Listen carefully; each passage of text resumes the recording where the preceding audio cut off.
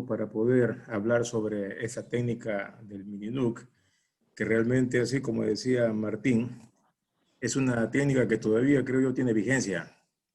No, y esto, por lo que ustedes van a escuchar, fue ideada con el fin de encontrar una alternativa a la facomulsificación. Y para ello me voy a permitir hacer un poquito de historia. Juan Carlos, la siguiente.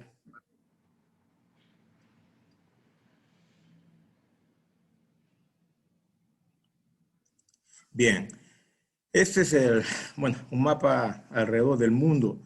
Si nosotros fijamos nuestra mira acá donde indica la flecha, esta es la zona de la costa este del mar Mediterráneo.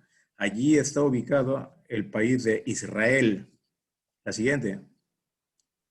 Bien, vemos acá Israel que tiene realmente varias provincias, pero si hablamos de regiones, tiene realmente tres regiones. La del sur es la zona de Judea, donde está Belén y está también Jerusalén. La del centro es Samaria y la del norte es Galilea, lo que en la Biblia se habla de Galilea de los gentiles. Y dentro de Galilea está esto que van a ver acá, la siguiente. Este es el mar de Galilea, ¿no? El mar de Galilea por la cual caminó alguna vez nuestro Señor Jesucristo, ¿no? Y eso está descrito allí.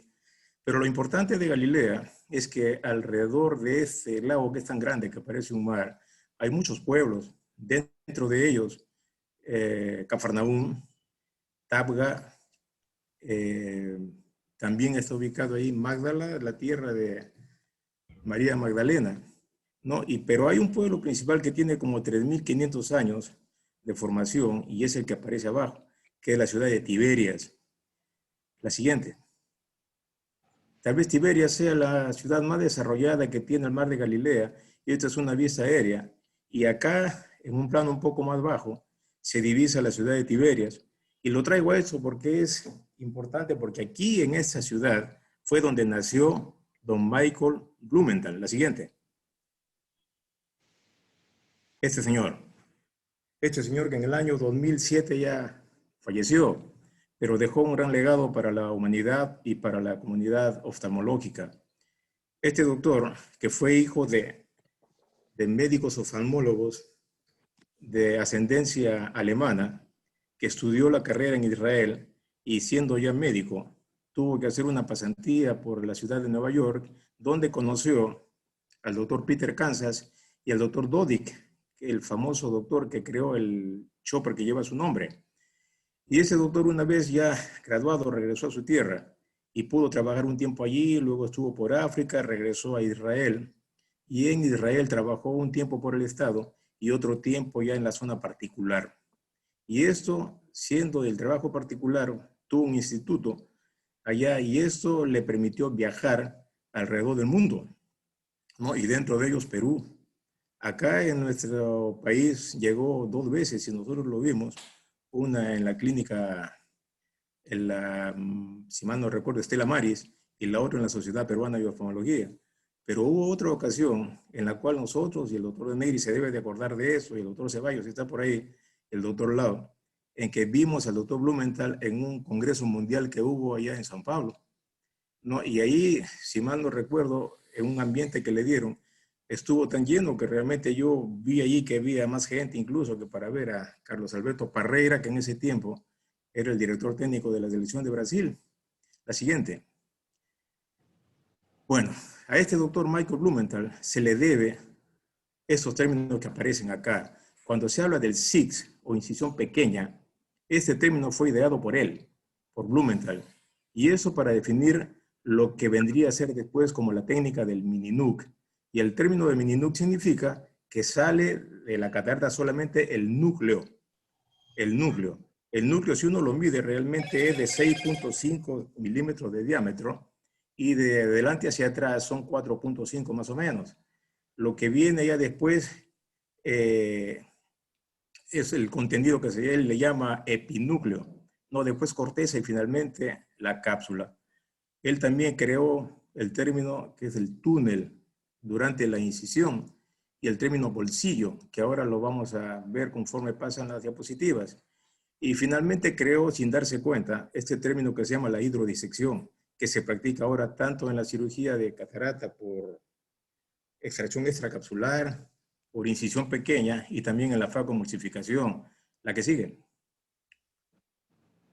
Muy bien. Ahora, ¿qué relación puede tener esta técnica con la facomulsificación? Realmente Michael Blumenthal, cuando él creó la mini nuc, estuvo pensando en la facomulsificación y cómo reemplazar un sistema que tuviera dinámica de fluidos sin utilizar el facomulsificador. Entonces empezó a crear esto de la pequeña incisión. Y pequeña incisión se le llama porque por ese lado es donde iba a salir el núcleo sin ocasionar mayores problemas funcionales posteriormente. Y para ello, él tuvo que valerse de este aparatito que realmente es el alma de esta cirugía, que es el mantenedor de cámara anterior, ¿no? Que el cual lo vemos en la parte superior de la foto. Muy bien, la que sigue, Juan Carlos. Muy bien.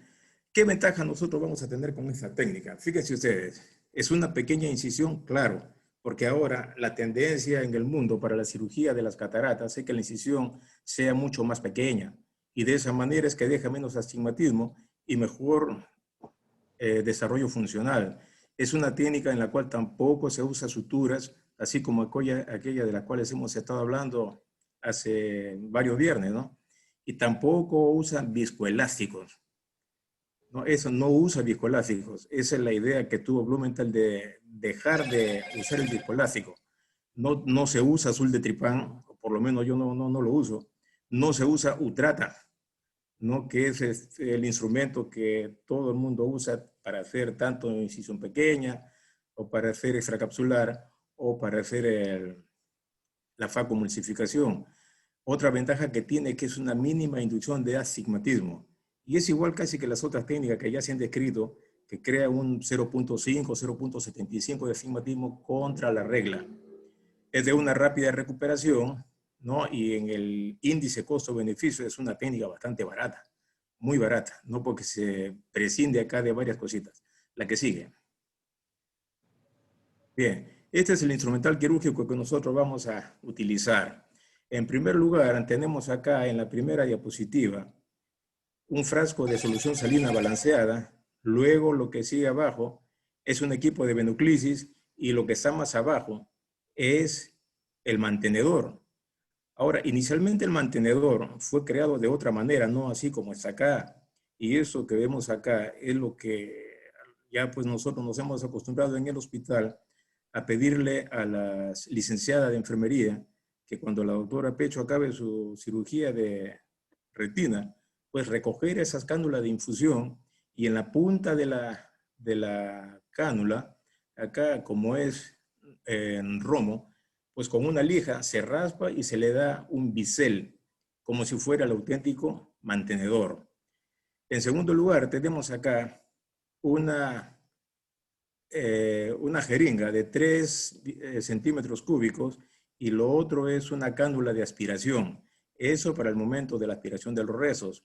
Luego tenemos, y esta foto donde sale esa cánula bastante grande, o ese inyector, que es realmente de 1 centímetro cúbico, ¿no? Y esto para poder hacer la capsulorhexis.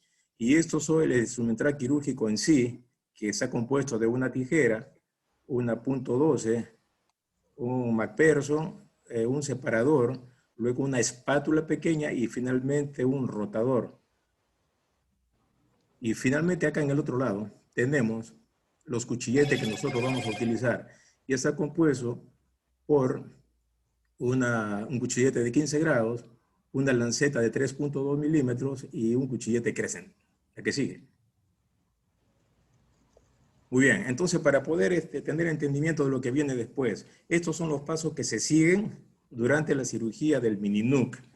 Entonces dentro de ellos está, en primer lugar, la peritomía conjuntival, ¿no? Y tal vez la novedad que le ponemos nosotros acá es que vamos a utilizar BSS subtenoniano, ¿no? Y después de eso la cauterización, luego tenemos el Oiga, túnel esclerocorneal, los date un salto de costado bolsillos, de del los perro cuales les imbécil hablé hace un que momento. me Luego vino a la distraer, no sé. paracentesis, el mantenedor de colocación de mantenedor de cámara anterior y son 2 hidrodisecciones que se hacen. Y le llamo acá una primera hidrodisección. Luego tenemos la capsulorhexis, finalmente una segunda hidrodisección, luego la luxación del núcleo a cámara anterior, luego hay que entrar a cámara anterior con el cuchillete o lanceta de 3.2, luego la extracción del núcleo, luego la aspiración de restos corticales, el implante de lente intraocular y finalmente la hidratación de los puertos con solución salina balanceada. ¿La que sigue? Muy bien. Ahora sí, vamos a empezar con los videos. Entonces, a ver, Juan Carlos, que comience. Bien, entonces acá vemos en este caso, a ver, Juan Carlos, muy bien. Se le hizo un pequeño boquete aquí en la conjuntiva con la tijera y luego, fíjese, le estamos inyectando nosotros solución salina balanceada. Esto con el fin de poder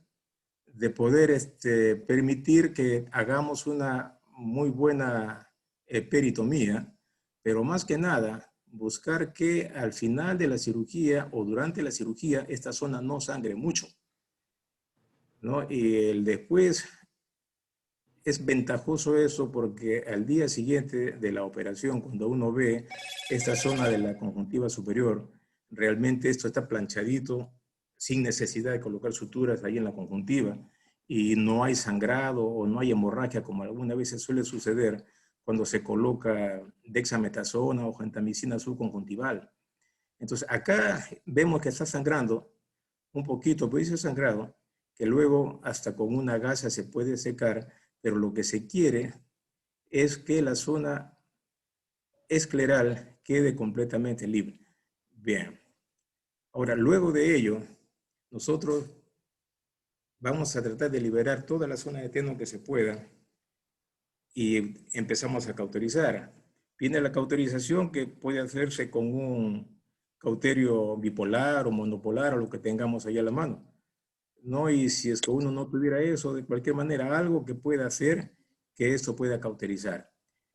Y acá tenemos un segundo caso igual en el que vamos a inyectar BSS subtenoniano y hacemos el mismo procedimiento, ¿no? Y si ustedes se dan cuenta que ahí no se observa sangrado realmente y seguimos avanzando y seguimos haciendo la peritomía. Había olvidado tal vez decirles ahí que el tipo de anestesia que nosotros colocamos acá puede ser una anestesia subconjuntival e intracameral. Y si son pacientes difíciles, les ponemos una perivulvar e intracameral. Y ven acá, el sangrado realmente es muy poco, muy poquito, ¿no? Y seguimos avanzando y luego vemos que podemos, si estamos cauterizando, la idea es que antes de entrar al ojo mismo, tengamos todo eso completamente limpio.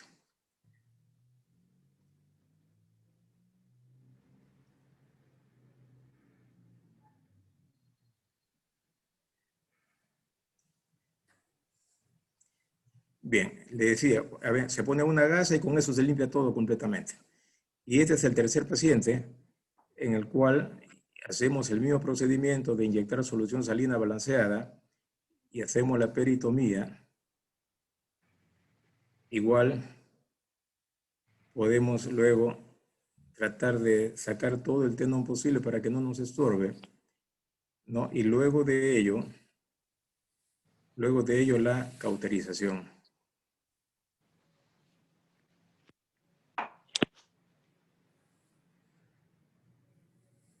Muy bien.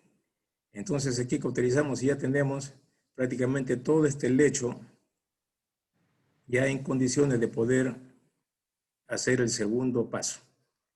Bien.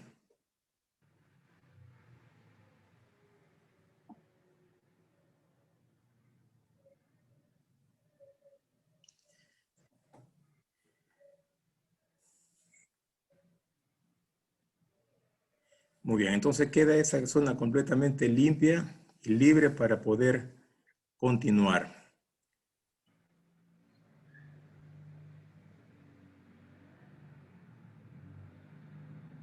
Muy bien, entonces vamos a entrar al segundo paso, Juan Carlos, la que sigue.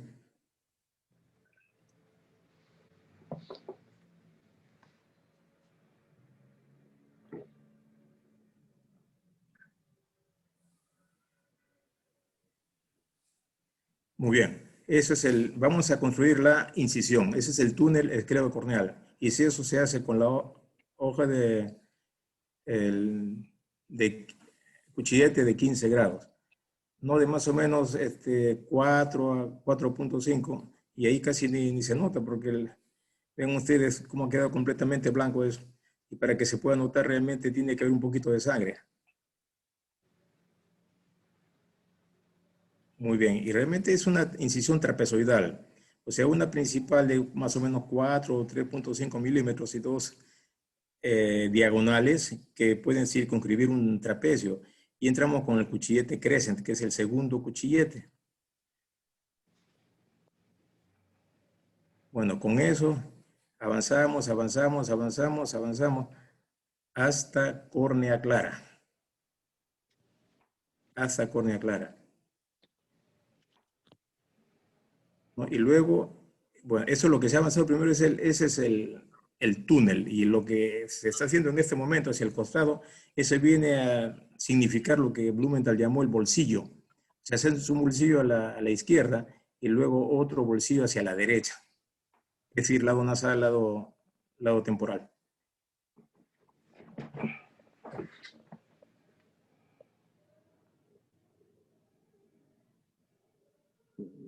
Muy bien, se dan cuenta que acá todavía no hemos colocado el mantenedor. Blumenthal, cuando ideó esta técnica, él primeramente colocaba el mantenedor, pero nos dimos cuenta después de que realmente este paso no tenía realmente demasiada importancia, que digamos, ¿no? Entonces preferimos hacerlo de esta manera, invertir este paso. Y luego nos dimos cuenta que el resultado casi era lo mismo. Este es otro caso donde vamos nosotros también a hacer la incisión. Este es el primer plano de la incisión. A ver, una incisión recta, luego las diagonales. Bien, eso sería el primer plano. El segundo plano sería con el cuchillete crescent.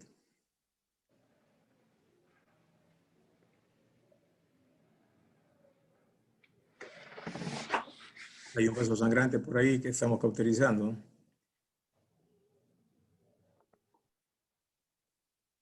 Ya está.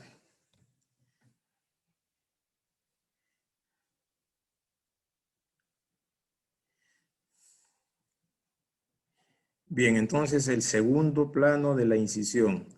Se avanza y se va formando el túnel. Se avanza, o lo que se llama el reptar, movimiento de cuchillete de un lado a otro. Luego estamos haciendo aquel bolsillo y se avanza hacia córnea clara y luego hacia el espacio lateral. Porque tengan en cuenta de que ese núcleo, como le dije, mide más o menos 6.5 milímetros y tiene que encajar primeramente a la hora de salir en esa incisión. Bien, entonces acá hacemos el bolsillo del otro lado.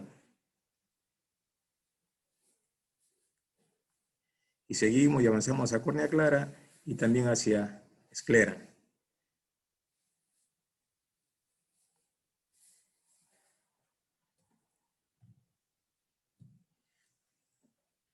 Muy bien, y ahí no hemos entrado todavía, no hemos entrado a esa cámara anterior. Y este es el tercer caso en que hacemos lo mismo. Con el cuchillete de 15 grados, hacemos el primer plano de la incisión, ¿no? Que es la incisión que es paralela al limbo y luego las diagonales. Eso es el primer plano de la incisión. Y luego, con ese cuchillete que puede reemplazar al crescent, se puede hacer directamente, si es que uno no tiene crescent, se puede avanzar también con eso, ¿no? O si no, por lo menos eso entra mejor que un crescent. Y después de haber hecho eso, nosotros podríamos continuar con el propio crescent. Entonces se nos facilita el ingreso y hacemos el segundo plano de la incisión. Primero el bolsillo y luego perdón, primero el túnel y luego los bolsillos, tanto hacia el lado temporal como hacia el lado nasal.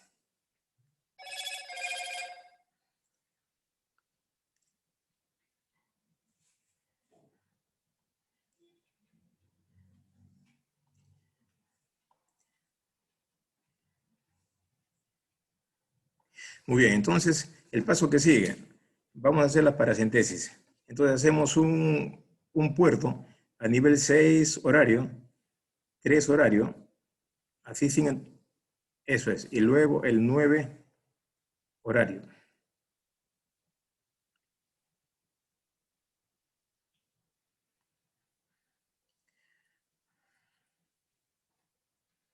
Les pido disculpas por lo que se ve así de esta manera, pero como es que en este sistema Zoom no sale como cuando es una grabación, como estamos acostumbrados a ver. Y eso acá es la silocaína intracameral, como les hablaba, el tipo de anestesia que nosotros estamos usando.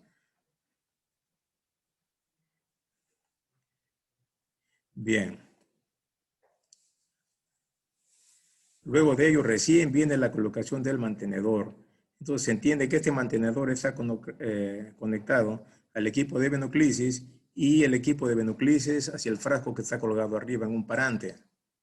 Entonces se abre el equipo de venoclisis, el ojo se expande y el ojo queda presurizado, ¿no? Con una cámara bastante amplia. Y fíjense ustedes acá lo que vamos a hacer con una aguja número 26, hacemos la que viene en la jeringuita de tuberculina.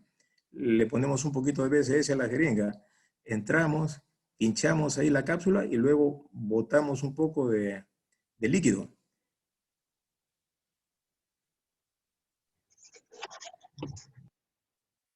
¿No? Estamos perforando la cápsula y dejando líquido por debajo de la cápsula. Y eso tiene que ser por debajo de la cápsula porque se entra con la punta de la aguja y se levanta un poquito la cápsula a manera de una carpa. Y después que se ha levantado, uno lo está viendo, se deja o se inyecta un poquito de líquido y uno ve la onda líquida que se desplaza por toda la cápsula anterior y se ve también cuando se desplaza por la cápsula posterior. Entonces, acá tenemos, fíjense ustedes, ahí se levanta un poquito, se inyecta un poquito de líquido, perdón.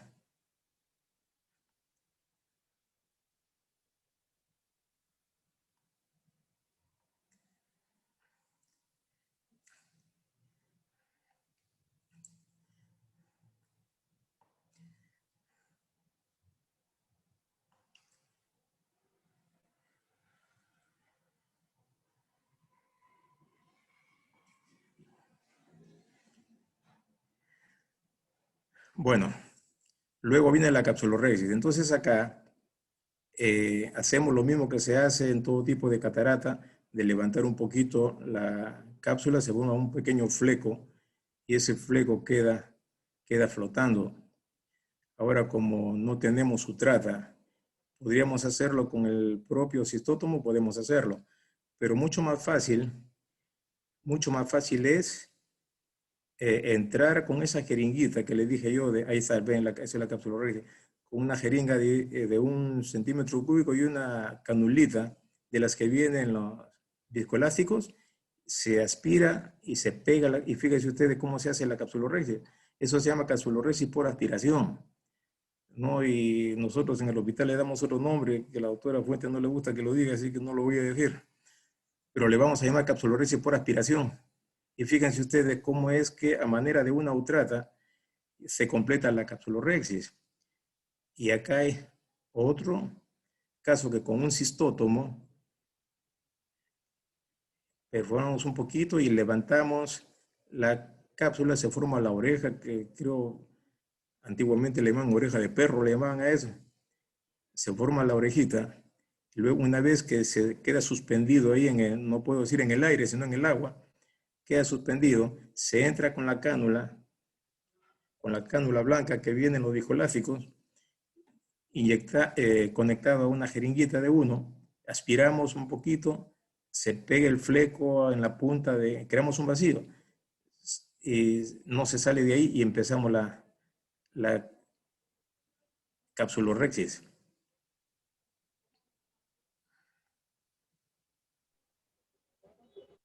Por eso algunos esto le llaman hasta la utrata de los pobres.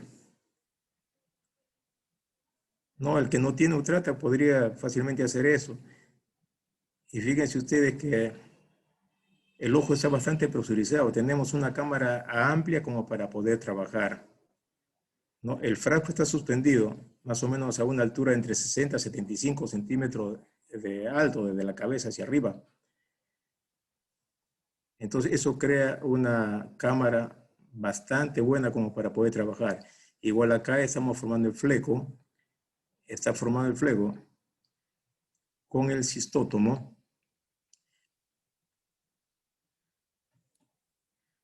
Luego metemos la cánula de aspiración y luego seguimos como si tuviera una utrata en nuestra mano y avanzamos en el sentido antihorario y luego vean ustedes que se va haciendo la cápsula rígida, no como si lo estuviéramos haciendo con una utrata.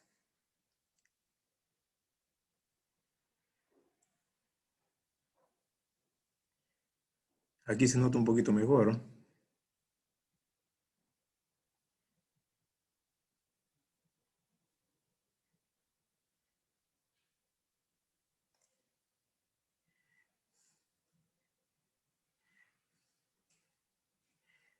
Muy bien. Entonces ahí se completó la hidrodisección, o perdón, la capsulorhexis. Luego viene, Juan Carlos, la segunda hidrodisección. Vean ustedes, este es conocido porque se hace en cualquier tipo de técnica en cirugía de catarata, que la hidrodisección se inyecta por las 6 o por las 12, igual BSS con la jeringa de 3 centímetros cúbicos, y ven ustedes que cuando se inyecta el agua, se sale el núcleo prácticamente de su lugar y ahí está luxado. A veces con solamente hacer eso, el núcleo se luxa completamente, ¿no? Y cuando no se puede, pues hay que ayudarse con el Sinskey o con el rotador, ¿no? Y aquí luego se ha luxado pues un poco, y cuando no se luxa completamente, nos ayudamos con el Sinskey para poder terminar de hacer esa luxación. No, los residentes muchas veces cuando ven hacer esto se asustan y creen que se les viene, esto ya está luxado, que el núcleo se le va a salir, pero no es así. Y esto se inyecta buena cantidad de solución salina balanceada y no pasa nada. No hay temor a que se pueda perforar la cápsula posterior, no, porque el BCS cuando entra por el lugar de la inyección se desplaza por la cápsula posterior y sale por el lado contrario, ¿no? Entonces, aquí vemos que se ha luxado un poquito nada más aquel núcleo, y si no podemos ya hacerlo, bueno, nos ayudamos con el zinc y ya está. Ahora tenemos que ver otro caso y ahí se luxó completamente. No hubo necesidad de ayudarnos con el zinc. Entonces tenemos ahí el núcleo que está flotando en la cámara anterior. Y olvidé de decirles que cuando se coloca el mantenedor, se abre el sistema en el equipo de Benuclisis y eso permanece abierto durante toda la cirugía. Durante toda la cirugía. Eso se cierra cuando ya el paciente está por levantarse. Aquí tenemos también otro núcleo que está luxado. Esa es la gran ventaja que tiene esto. Por esa razón es que no empleamos el viscoelástico. Y ahora recién vamos a completar el tercer plano de la incisión, que es la entrada a la cámara anterior. Hay que tener en cuenta que el núcleo ya está luxado. Entonces se entra y se hace la maniobra que había mencionado Martín de cortar de afuera para adentro, de afuera para adentro, de afuera para adentro y ir hacia el costado, ¿no? Porque tenemos que asegurar de que ese núcleo tiene que encajar ahí en la incisión. Muy bien. Entonces, ese es el tercer plano. Aquí tenemos otra vez en otro ejemplo. Entramos primeramente a nivel de las 12 horarios y ahí no tenemos temor de que eso se va a aplanar. La cámara nunca se aplana, ¿no? ¿Por qué? Porque tenemos fluido que está entrando por el mantenedor, ¿no? Y si la incisión está muy bien hecha, bueno, ahí, por lo menos en este paso no se prolapsa el iris. Acá tenemos el caso 3, igual con nuestra mano, bueno, yo soy zurdo, con la mano derecha se coge el globo ocular y con el cuchillete se entra primeramente a la 12 a cámara anterior y luego a través del bolsillo se va ampliando esa incisión interna completamente hasta todo el extremo. Completamos un lado y una vez hecho eso nos vamos hacia el otro lado y hacemos lo mismo, ¿no? Y el mantenedor sigue abierto y la cámara nunca se aplana, nunca se aplana. Bien, entonces acá algunas veces, si no tenemos el cuchillete de 3.2 hasta ¿Ha conocido al un doctor Percy Blumenthal, puede ayudar. la técnica? Muy bien, entonces creo que viene el siguiente paso, Juan Carlos. Bien, ahora sí, viene el otro, el paso que es la expulsión del núcleo. O sea, eso es lo que finalmente se denominaría una hidroexpresión del núcleo. No solamente con agua nada más. Vean usted está saliendo hasta que salió completamente el núcleo. Se prolapsa aquí un poquito el iris, puede suceder, pero finalmente se hace la reposición. Tenemos un segundo caso. Igual se coloca esa espátula que tiene un ancho de 2 milímetros, igual que un crescent, sale el núcleo y luego se hace la reposición del núcleo.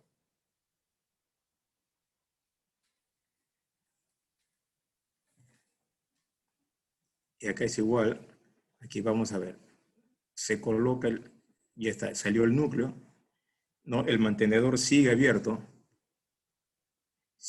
no tenemos ahí por qué temer a eso. Luego el paso que sigue es la aspiración de los rectos corticales. Fíjense ustedes que acá se usa una cánula número 23 o 22 para aspirar estos rezos.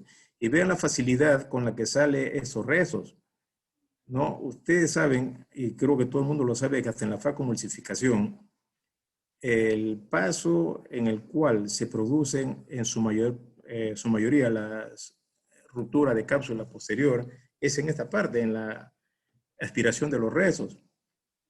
No, pero ¿por qué es que se genera esa facilidad para poder aspirar acá? Es por la primera hidrodisección que le hicimos.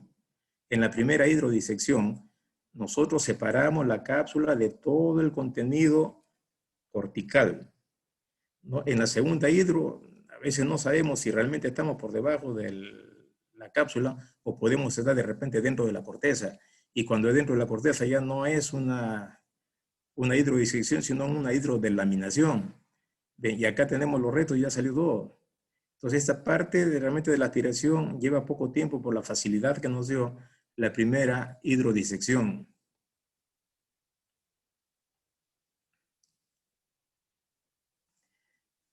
Creo que tenemos otro caso, Juan Carlos.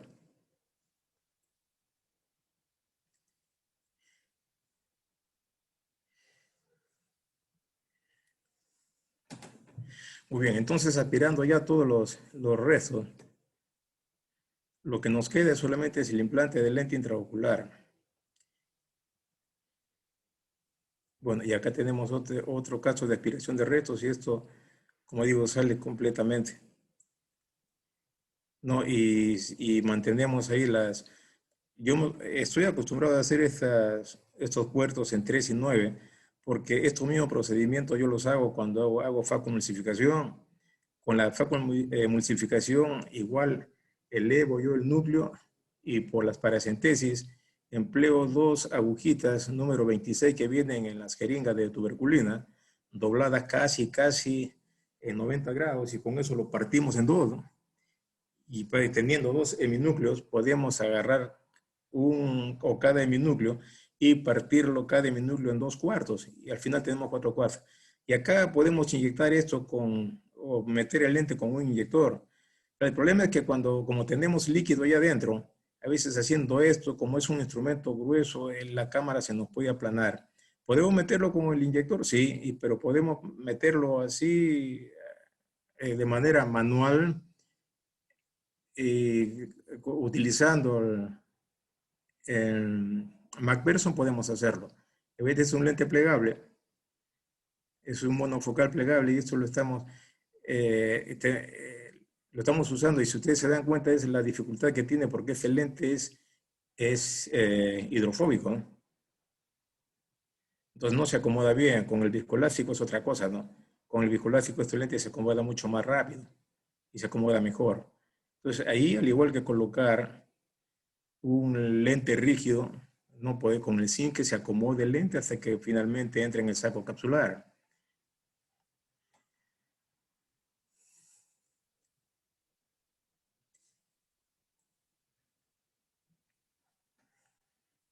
Muy bien, ya tenemos acá ese lente, y tenemos un lente rígido acá.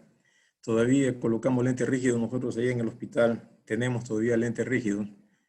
Y este es un caso, ¿no? En el cual igual metemos el lente. No hay necesidad de meter los instrumentos dentro del ojo para poder insertar el lente. No se debe de colocar un McPherson dentro del ojo para colocar el lente. Eso no se hace acá. Porque si uno intenta meter un instrumento metálico dentro del ojo, lo que va a ocurrir es que se va a salir el fluido y la cámara se va a aplanar. Basta con que entre la óptica y con los agujeritos o de repente de las axilas del lente, en el nacimiento de las ápticas, entonces nosotros podemos rotar y acomodar el lente.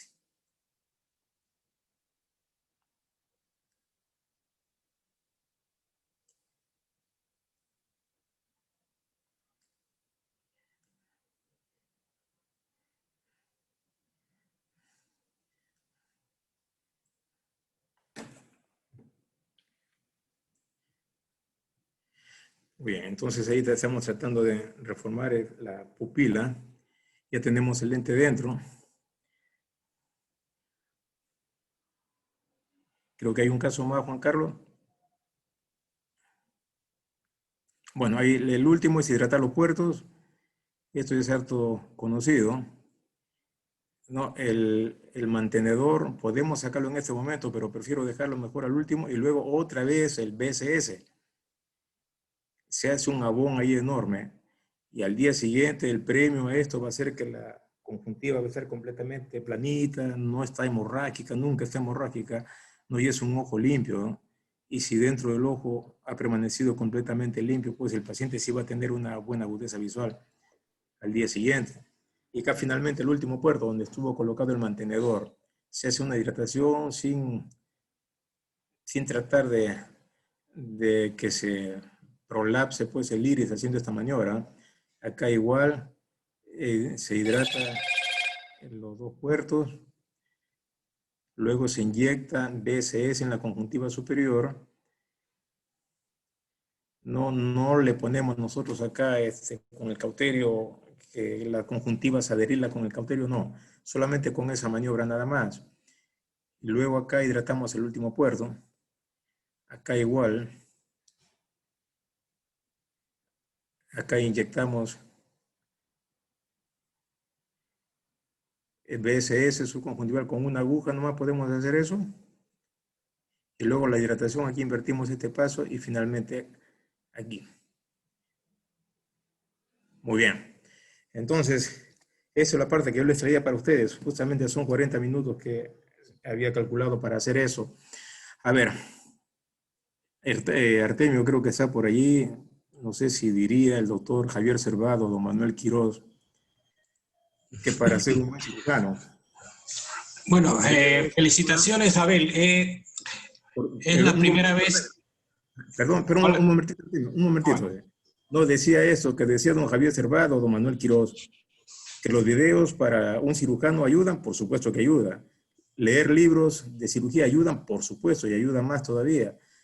Pero dice, un cirujano realmente se hace operando, ¿no? Aquel que quiere realmente ser cirujano, que quiere ser cirujano de catarata, tiene que operar. Operar, operar y operar. Esa es la invitación que hace Walter, lo que dijo hace un momento, ¿no? Y lo otro que le agrego yo, lo que se decía en la época de los barberos, ¿no? Que un buen cirujano debe reunir 3 condiciones. Primero, tener ojos de águila, ¿no? Para poder ver todo. Segundo, tener manos de mujer, ¿no? Porque hay que ser delicado, porque esta es una cirugía de los ojos, ¿no, Walter? Se ríe Walter. Pues así. Y tercero, usted, corazón de león, ¿no? Y ese león nunca vuelve para atrás, ¿no? Porque cuando se presentan las complicaciones, siempre está hacia adelante. Gracias, colega. Gracias, amigos. Ahora sí, Artemio, te escucho. Bueno, Abel, felicitaciones en primer lugar.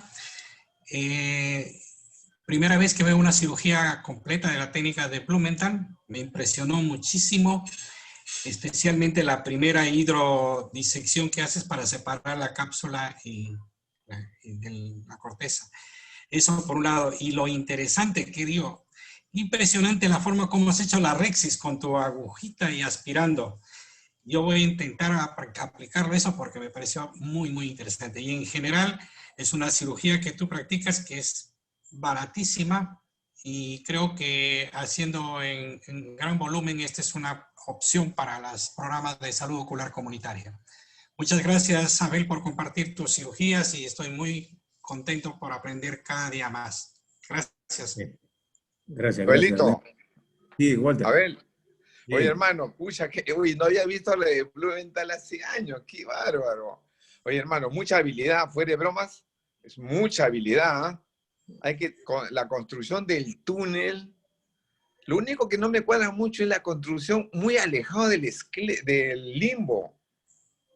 Ese es lo que más o menos, pero yo supongo que es mucha práctica, porque tampoco había visto ese corte de Blumenthal. Sí lo vi a Blumenthal, por supuesto, pero hace tiempo no lo veía.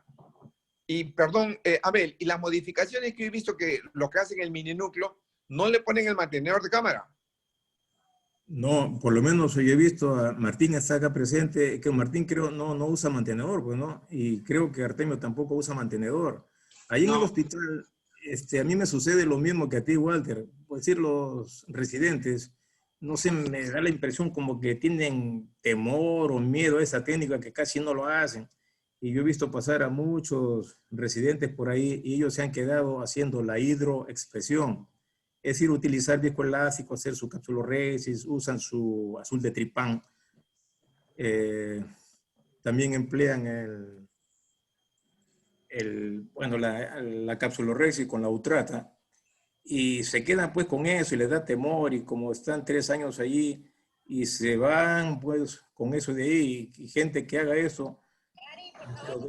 Muy poco, ¿no? No, a ver, la construcción del túnel, de verdad que hay que tener mucha habilidad, ¿eh? Fue de broma, te felicito, ¿eh? Mucha, y la forma como hace la capsulorhexis es bien loco, ¿eh? Te lo juro que aspirar de esa forma, dímelo, pero lo que dice Artemio, ¿puede hacer con viscoelástico también así? Sí, a pesar que le ponga viscoelástico. Sí. A ver, claro, y alguna vez he probado y eso, Artemio, Martín, que usan viscoelástico, tú mismo, Walter, traten de utilizar una cánula número 26, no 27, sino 26. 26. Entonces la conectan a la jeringa de 1 centímetro cúbico. Entonces hacen como que quieren aspirar el plástico, pero hay que pegarlo al fleco de la cápsula. Se hace el vacío, se pega el fleco a la punta de la cánula y entonces la van girando hasta que completa pues, la cápsula. Está buena. Te felicito, hermano. ¿Eh? Excelente. 6S. Pregunto, Abel, respecto a las cataratas negras, que tienen unas cápsulas a veces que son muy acartonadas o muy duras, o las cataratas también muy jóvenes que también tenemos una rexis. Esa rexis que haces es espectacular, sinceramente sorprendido. ¿Y funcionará también en estos tipos de cápsulas? ¿En todo tipo de cápsulas hace esa rexis? No, con esa técnica, igual que como dijo Walter, todo tipo de cataratas se opera. Y cuando son cataratas negras, igual la jeringa, la punta para hacer la primera hidrodisección, entra allí. Entra y se puede hacer. Tal vez no se vea la onda líquida que va, pero ya con la experiencia uno sabe qué cantidad de líquido hay que inyectar ahí para que se pueda formar esa ola. Y después se puede hacer también la capsulorhexis de la misma manera, ¿no? Incluso cataratas blancas, lechosas, igual se puede hacer. A ver, perdón, ¿y en las cataratas blancas puede ver? Claro, mira, lo que pasa es que acá cuando se hace la capsulorhexis, esa oreja de perro, esa flota. Entonces tú por ahí mueves la punta de la cánula y la vas a encontrar que está flotando.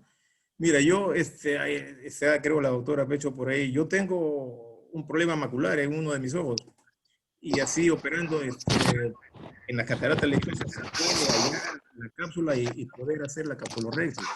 Se puede, porque eso habría que verlo ahí en el momento de la cirugía, pero se puede hacer. Ah, qué En la, interesante. Abel, en las hipermaduras donde tratas de hacer hidro de la 1, de hidroxil 1, se te va a salir el contenido. No, ¿Qué en haces? ese caso sí yo veo de que ahí es bastante lechoso, ya no es necesario inyectarle. No hacen, la primera hidro ya no. Basta solamente con hacer una, entrar como para continuar haciendo la Rexis o iniciar la Rexis y el fluido lechoso va a salir y lo bueno es que como que hay líquido de BCS que está entrando, se lava completamente ese líquido blanco y se sale por el lugar donde uno penetra con la aguja. Eso se limpia. Entonces, Abelito, dime. Abelito, en los programas internacionales es justamente tu técnica la que funciona a nivel mundial, ¿ah? Ojo, el Orbis, todos ellos hacen el mini núcleo de Blumenthal, porque ellos necesitan ahorrar mucho, la menor cantidad de insumos. Y es por eso que recién le he visto y me da cuenta pues, que no se gasta nada, No se gasta nada. solamente la cuchilla nada más. Sí, alguna vez el doctor Dios me dijo, tu técnica es para misios, me dijo, ¿no? Pero y no es tanto así, ¿no? No es tanto así, sino que de ser barata es barata. Y esta cuestión, igual Walter sabe que esto siempre lo hemos dirigido para los médicos jóvenes, para que los muchachos aprendan. Pues. Nosotros, Claro. presidente que formamos, que no son solo de Lima, son de diversas partes del país. No sé si estará por ahí Lucho Bravo, pero él estuvo aprendiendo a hacer esto y al final ya no rotó conmigo, sino con otro colega. Y no sé si al final salió haciendo esta técnica o haciendo la expresión. Pero como digo, es de ser barato, es barato. Es muy barato. No. Ahora, Definitivamente con tu técnica se hacen hombres, ¿no?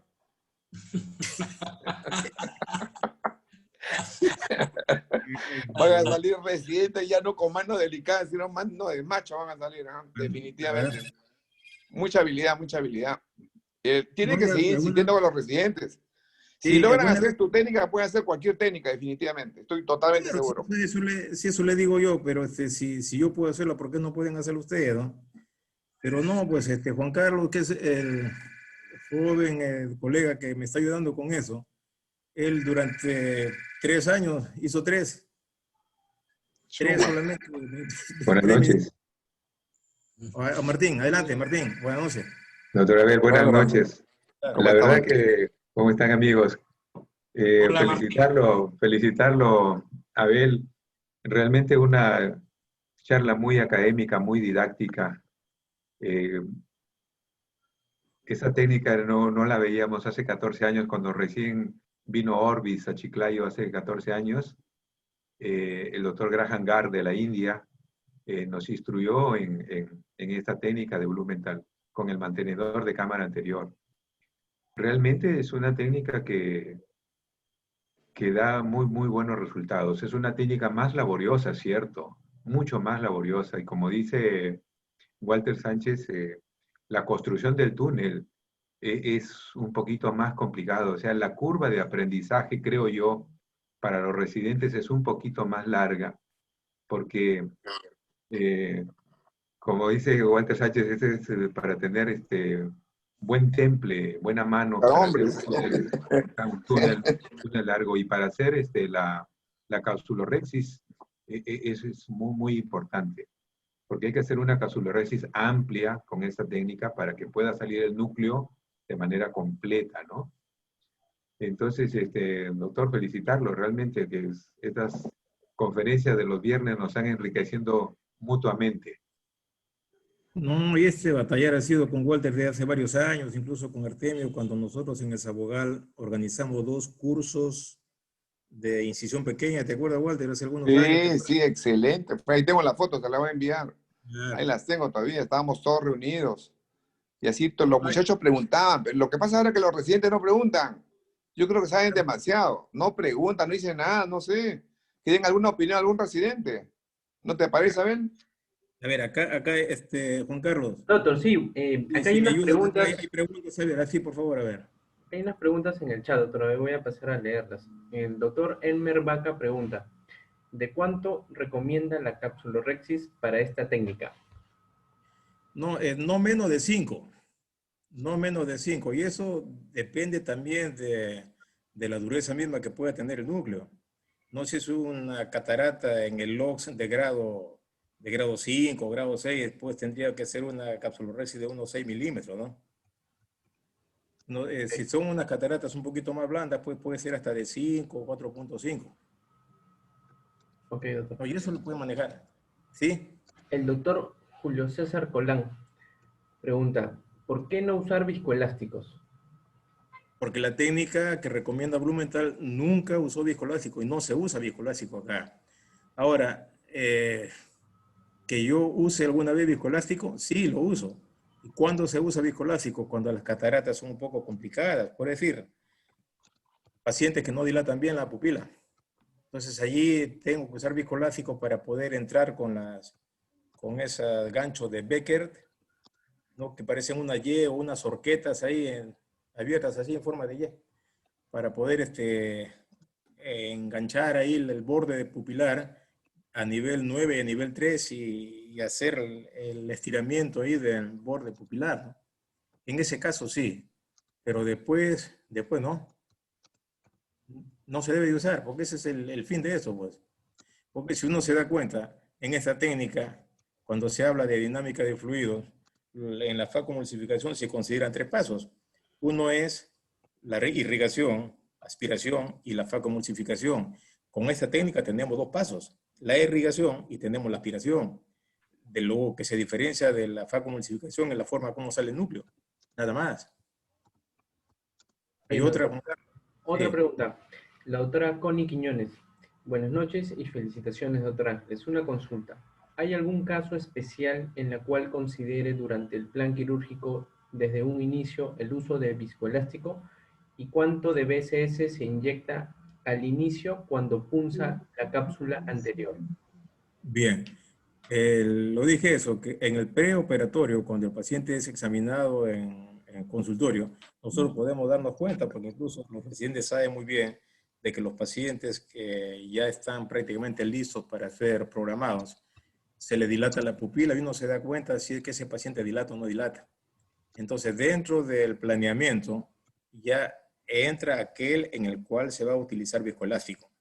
Eso sí, por eso digo, no es que no se use definitivamente en ninguno, no es así. Solamente lo utilizamos en casos complicados. Nada más. Ahora, ¿cuánto de líquido? No podría decir exactamente cuánto va a ser, porque si yo le digo póngale 2 rayitas, 3 rayitas, de repente no lo van a hacer o le va a faltar o se van a sobrar. Entonces, es cuestión solamente de inyectar y empezar a soltar el líquido y ir dándose cuenta cómo avanza la onda líquida, primero por debajo de la cápsula anterior, luego se da la vuelta y después de la cápsula posterior. Cuando vean ustedes eso es suficiente, ahí pararon. Yo nunca me he detenido realmente a ver cuánto de líquido utilicé para poder hacer este procedimiento.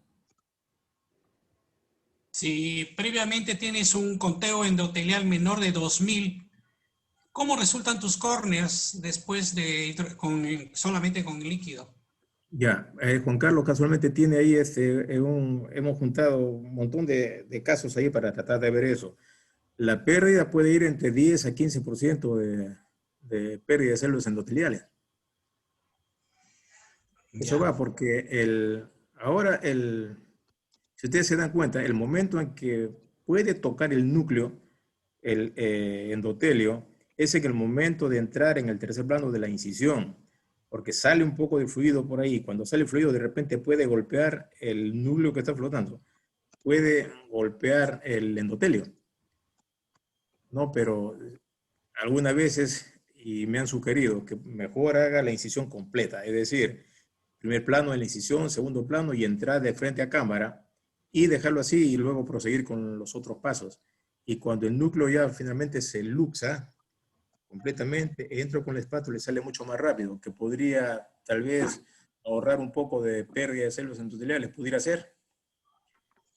Ya, no sé, sugiero que en vez de usar espátula, que prácticamente no está ayudando mucho, pudieras usar un asa de Snellen, No, acá cerrada, pero bien deprimiendo la esclera y evitando que el iris se salga, porque cuando se sale el iris da la impresión de que se puede descomprimir y puede salir vitrio también. Entonces, no. Esto si aquí, haces mira, el asa, si haces no, el asa, proteges el iris y aplanas un poco, deprimes la esclera para sacar el núcleo. no, de lo que se trata es casualmente de no deprimir mucho, porque el asa de Nelen, en la rueda esa es un fierro ahí que es bastante grueso, ¿no? Y cuando se mete eso ahí sí se aplana bastante la cámara porque sale mucho líquido. Pero con una espátula así de este tipo, y no es necesario meterlo mucho, no hay que entrar por debajo del núcleo, no. Solamente ahí en la herida se aplana hacia abajo y el fluido hace que el núcleo se salga.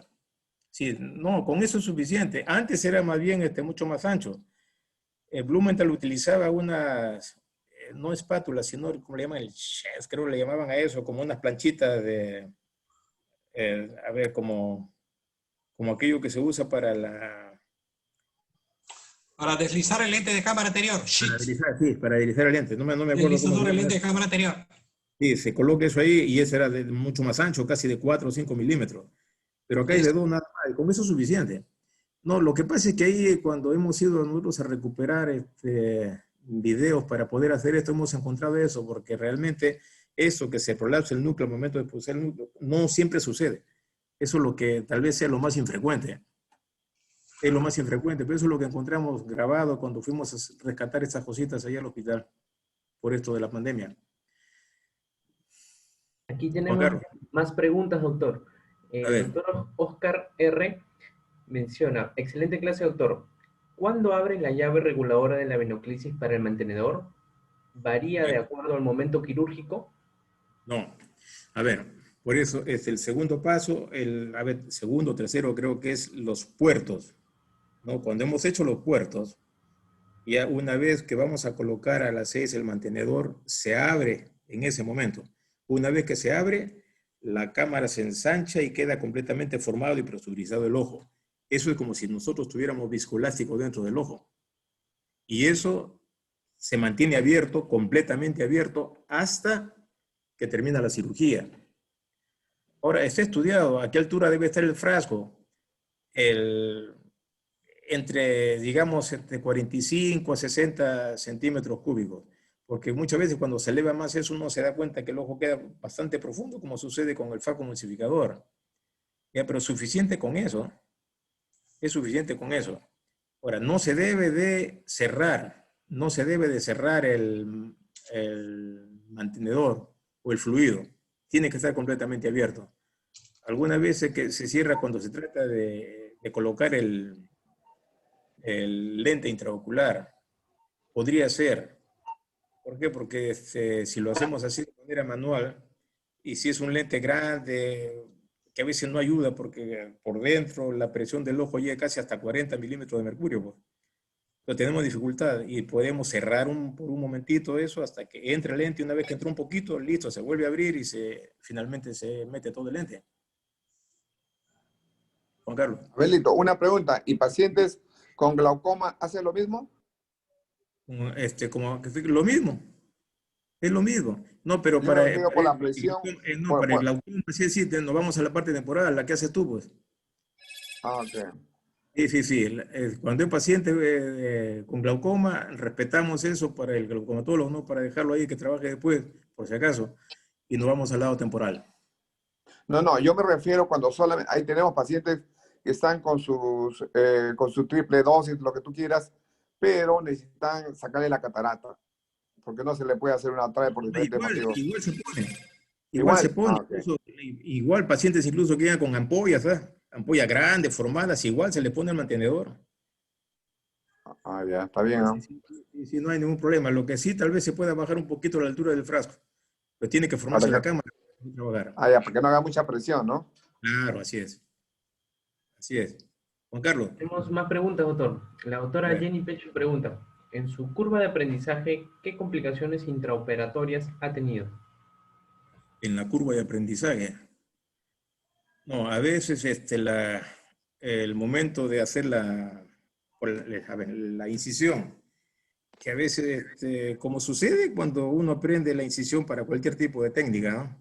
Que de repente uno entra y el cuchillete se sale a través del epitelio corneal, ¿no? O que de repente se entra prematuramente a cámara, ¿no? O que, o sea, esa es la complicación es solamente en ese lado, nada más. Después, para poder, hacer la capsulorhexis, en un comienzo, cuando uno no puede, pues, con la capsulorhexis, y que se le corre, que se le va a abrelata, pues eso es lo que hay que hacer. Eso es lo que hay que hacer, ¿no? Y ahora, no hay ninguna contraindicación para eso. Otra complicación que se haya podido presentar es que a veces el núcleo sale, cuando está bastante estrecha la incisión, que sale abruptamente y pareciera como que se sale hasta el contenido ocular ahí, pero uno se da cuenta que cuando va asomando de ese tipo, mejor es cerrar el frasco o cerrar la infusión para que salga detenidamente el núcleo. Después las otras perforaciones de cápsula posterior, si las hay, y eso ocurría, como decía, antes de hacer la primera hidro, cuando no practicaba eso. Y a todo el mundo le sucede eso, que uno empieza a estirar los retos y son bastante pegados, ahí uno sufre con eso y entras hasta que de repente perfora la cápsula. Eso es, por eso yo les invito realmente a hacer la primera hidro y en todas, a ver, hazlo, Walter, y después me avisa cómo va. Ya, listo. Abel, Sí, quiero preguntarte, yo pienso que deberías editarlo eso de la capsulorhexis, porque con eso le quitas el negocio al femtosecond. Ya no necesitas. ¿Qué pasa si al traccionar con esa agujita se te va la rexis? ¿Cómo dices tú? Y al traccionar con la agujita la rexis, lo doblas, lo vuelves a coger, lo doblas, y al jalar una de esas puede irte la rexis para el extremo. ¿Y qué haces? Que se corra. Claro, Que se corra. ¿Ah? que se corra la rexis, que no Que sea se corra. circular. Por eso la mano de mujer, pues. Por eso. Ay, qué gracioso. Es que, Por eso es que hay que Artemio ser tiene cuidado mano de más de hombre. la mano de mujer, no mano de hombre. Dice igual. Oye, Artemio tiene mano de hombre. Pues. Ah, Qué ah, gracioso. sí, otra pregunta, a ver, Juan Carlos, creo que hay más. Sí, doctor, dos comentarios de, bueno, la doctora Lazo y el doctor Alex Zambrano, que usted ya lo comentó también. Felicidades nuevamente. ¿Nunca usa azul de tripán? ¿No tiene dificultad para ver la cápsula? No, no, le digo, pues ahí está la doctora Pecho, es testigo de lo que yo estoy diciendo, ¿no? Ella sabe que me estuvo viendo un tiempo que tengo un problema ahí en el ojo y así como estoy la veo. Se ve, ¿no? Y la doctora Fuentes, que me acompaña muchas veces, ella sabe también que eso es así. Eso es porque eso flota, no está pegado.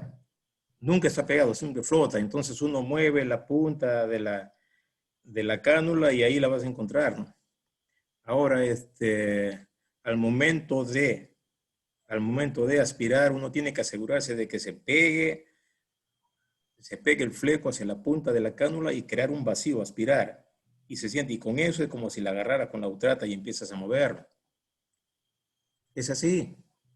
O sea, eso se Una, ve. Sí. sí, una cosita, sí, había hecho yo un comentario acerca de justo lo que está hablando el doctor Ángeles, ¿no? Que se ve bien porque se está usando el BCS, pero cuando se usa el viscoelástico, esta técnica de capsulorhexis por aspiración no se agarra muy bien el fleco, porque cuando uno aspira, va aspirando el viscoelástico y a veces lo tapa. Entonces, ¿por qué vemos bien? Porque estamos utilizando el BCS. Y ahí va la pregunta también, ¿por qué no usar o usar por lo menos para la capsulorhexis por aspiración, sale bien cuando uno está con solamente el viscoelástico? Bien, doctora, muchas gracias. Bien, Juan Carlos. Sí, doctor. También la doctora Diana Fuentes hace una pregunta. Dice, muchas veces después de una exitosa operación con esta técnica, se veía al día siguiente ifema. Eso desalentaba. Con el nuevo aporte del doctor Ángeles de hidratar la conjuntiva y el tendón superior, no se ve dicho ifema. ¿A qué atribuye dicho fenómeno? ¿Solo por diferencial de presiones o cierre más hermético? Puede ser de repente ambas cosas, porque hasta ahora yo mismo no sé por qué razón es que cuando se emplea BCS sangra menos, la verdad no sé explicar. Porque el BCS es agua y el electrolitos, no es otra cosa más. ¿No? Y eso yo se la vi a un hindú, el doctor Boramani, que fue el que lo pueden ustedes hallar ahí en internet. Él usó eso, me gustó y empecé a hacerlo y efectivamente era así como él decía. Ahora, por diferencia de presiones, podría ser antes cuando no se hacía este abón de BCS, los pacientes sangraban, eso es cierto lo que dice la doctora, porque se veían al día siguiente ifemas ahí formados y eso era hasta fastidioso, ¿no? Y de repente ahí podría ser que en esa zona podía sangrar el día siguiente y empezar a penetrar por ahí por la misma incisión, puesto que no se pone sutura. Podría ser esa la explicación. Otra pregunta, doctor. El doctor Félix Jones. Ajá, hola Félix. Sabemos de su excelente destreza, pero ¿es una ventaja ser zurdo? Felicitaciones, estimado doctor y amigo Belito.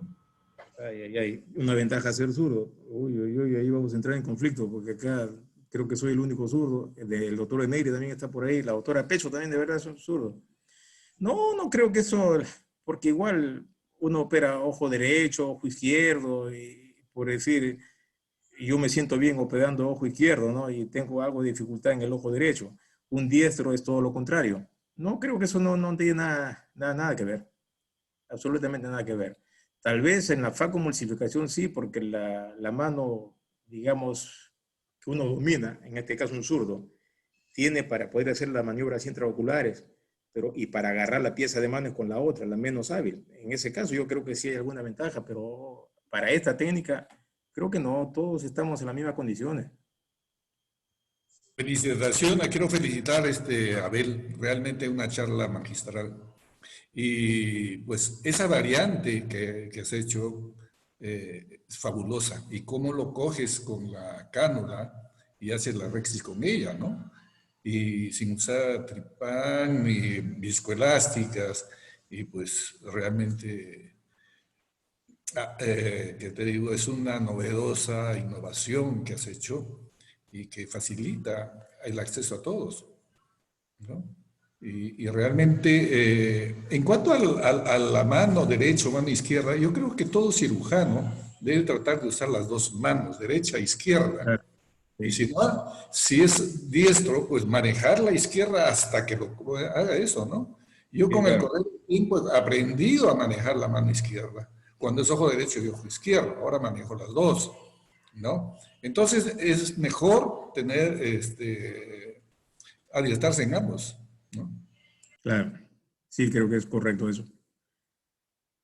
Juan Carlos. Sí, doctor, ya concluimos la ronda de preguntas. Correcto.